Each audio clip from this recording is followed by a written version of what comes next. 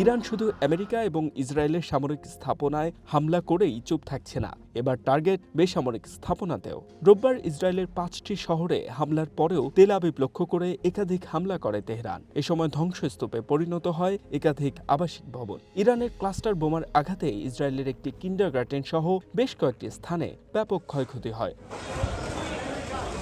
এদিকে ইরানের বড় টার্গেটে পরিণত হওয়া মধ্যপ্রাচ্যের একাধিক সামরিক ঘাঁটিতে হামলা অব্যাহত আছে। সৌদি আরব বলছে রোববার তারা ইরানের 7টি ড্রোন প্রতিহত করেছে। রিয়াদ বলছে এসব হামলা চালানো হয়েছে গুরুত্বপূর্ণ জ্বালানি স্থাপনা লক্ষ্য করে।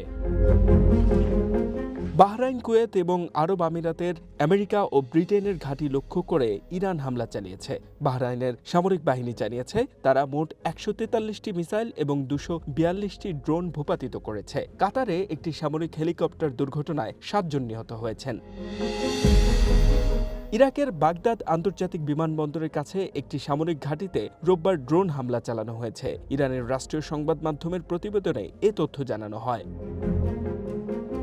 শনিবার একাধিক বিস্ফোরণে কেঁপে ওঠে তেহরান। যদিও আইআরজিসির দাবি তারা কয়েকটি ড্রোন প্রতিহত এবং একটি ইসরায়েলি যুদ্ধবিমান ভূপাতিত করেছে।